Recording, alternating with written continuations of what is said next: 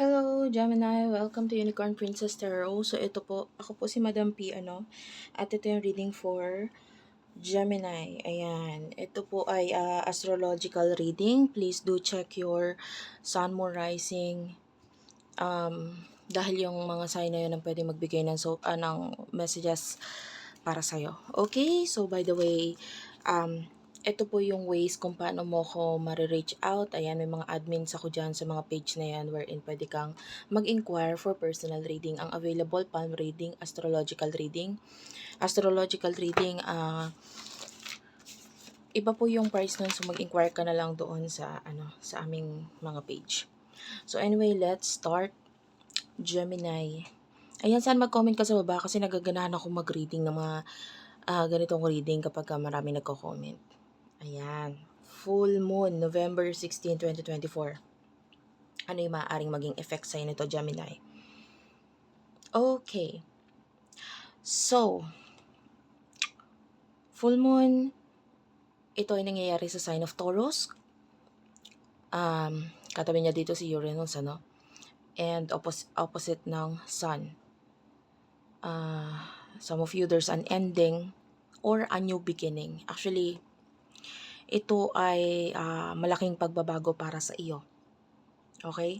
Dahil itong full moon na ito, nagkakaroon siya ng connection with the planet of Uranus, and maybe yung ending na yon has something to do with yung iba, kung ikaw ay may sakit, possible na matapos na itong sakit na ito, whether ito'y emotional, spiritual, or sa isip mo. Maybe may laging gumagambala sa'yo sa isip mo. Emotionally, pwedeng ikaw ay nakakaramdam ng meron hindi ka masaya, or sa mga taong nakapaligid sa iyo ngayon, pwedeng may mga issue sa inyo. So there's a possibility of an ending there. And either yung ending is maganda or hindi maganda. Hindi maganda in a way na pwedeng mag-end, pwedeng kusang mawala or talaga mawala na itong taong ito sa'yo. Okay? Kung ito ay kaaway, kagalit, ganyan. But yung iba naman, especially yung may mga relationship, pwedeng magkaroon ng ending, yung sigalot, yung away, yung hindi pagkakaintindihan, pwedeng ito ang mag-end sa inyo. And maging mas better or mas maging maganda ang kalalabasan ng connection or ng relationship ninyo. Okay? So,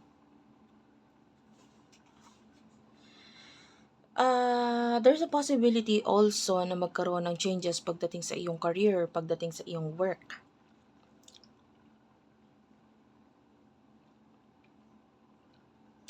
Yung iba sa inyo, pwede magkaroon ng new beginning or an ending din naman na may kinalaman sa tax, loan,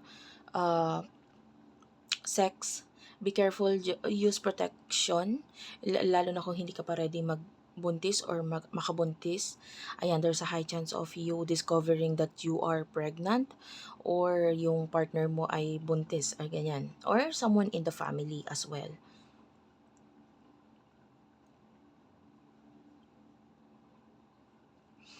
So,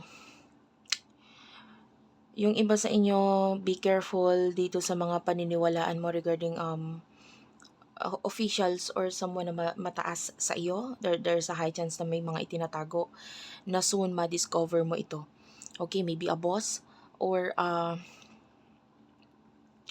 your father, no? Or father figure sa buhay mo. There's also a possibility of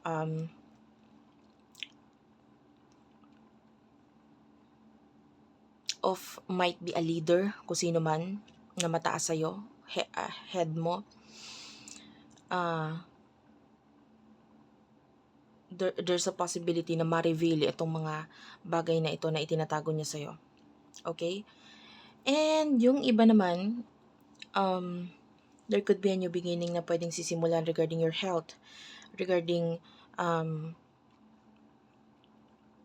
if you're applying for a loan, there's a high chance na magkaroon ng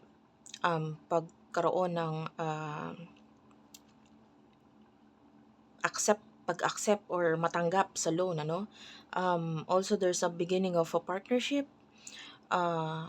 Some of you, there's a possibility of mga gastos or gagastusin na may kinalaman sa ito, honestly, it's a new beginning and an ending din as well. So, gastos na may kinalaman sa old people in your life or yan, yung mga matatanda sa buhay mo, mga lolo, lola, ganyan. There's a gastos there. Pero, sometimes the gastos is kailangan, especially kung ito ay may kinalaman sa pagpapagaling. Ayan. And of course, as we age, talaga namang dumadating yung mga ganong point. So, there's a possibility na itong mga matatanda sa buhay mo ay kailangan ng support from you. Okay? And at the same time, high chance din na bigla ka nalang magulat, there's someone in your family na may edad ang pwedeng mawala din naman. And of course, um, you have to prepare for that. Lahat naman tayo papunta sa ganoon.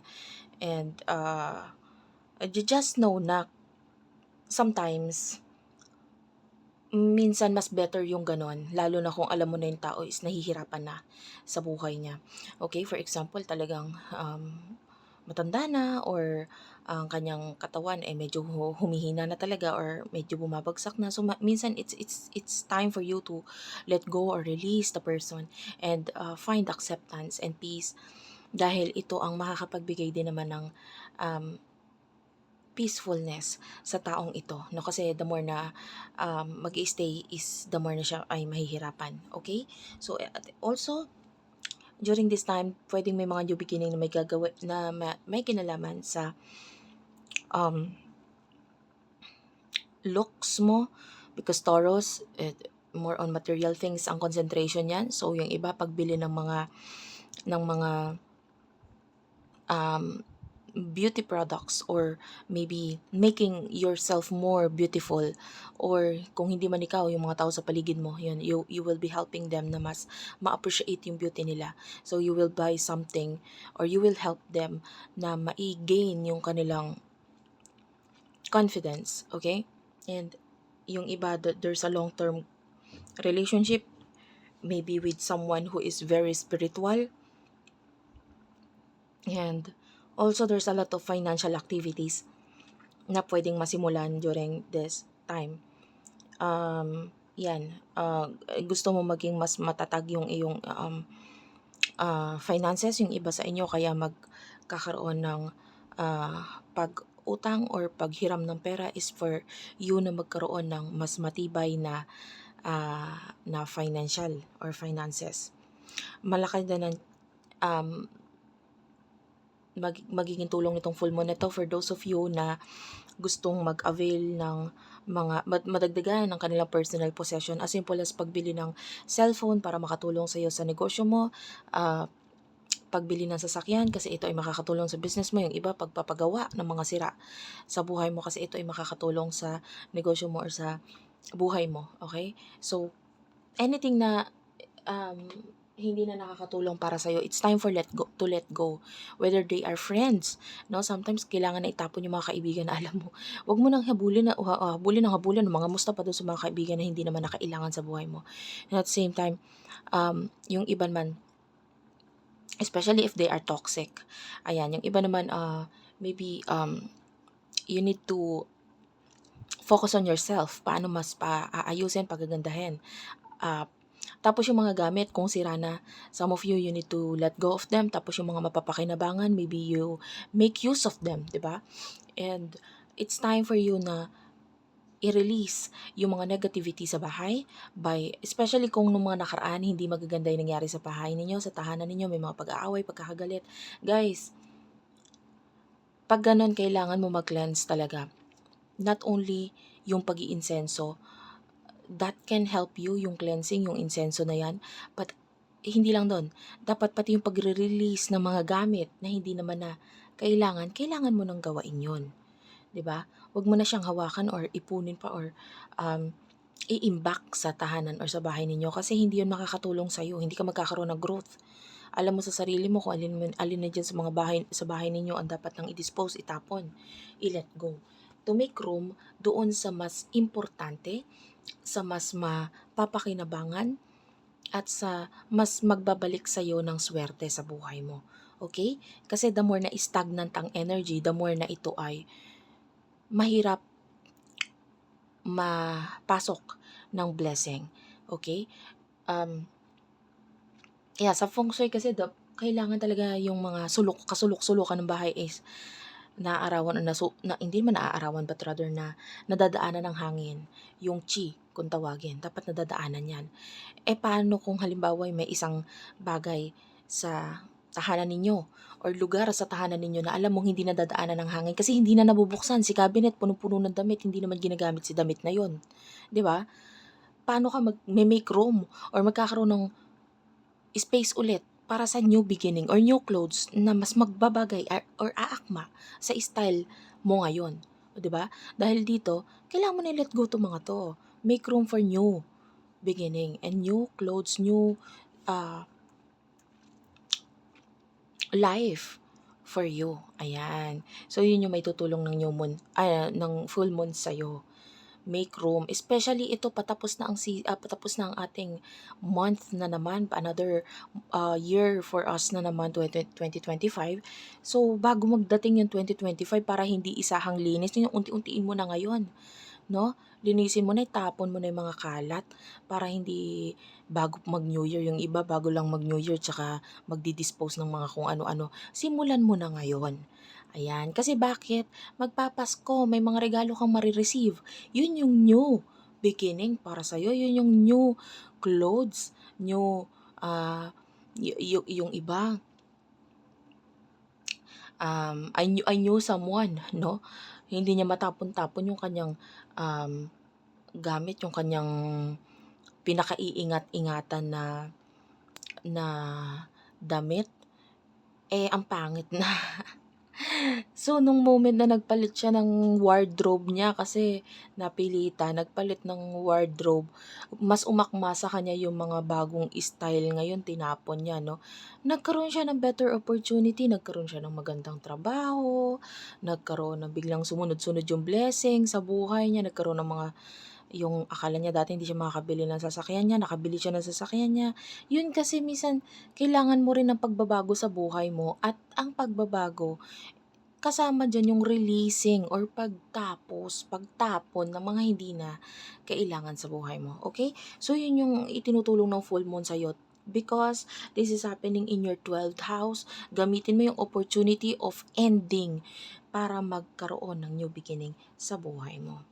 Okay, especially ang Gemini, napakalapit na.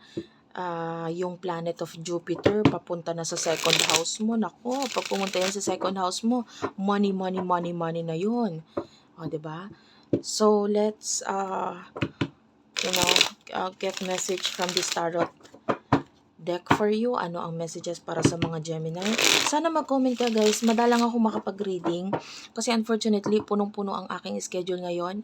I'm sorry, not unfortunately, it's fortunately kasi ang dami pong nagpa-schedule ng personal reading. Yan, nagpapasalamat ako, no? Yung iba bumabalik-balik na kakatapos lang nila magpa-reading ng ganitong klaseng reading and then iba na naman. So, talaga nabibigyan ng guidance. Maraming salamat dun sa mga yon. But anyway, napakadala ko makapag-reading ngayon dito, but if you will comment down below, magiganahan ako mag-reading. Kahit pagod, di ba?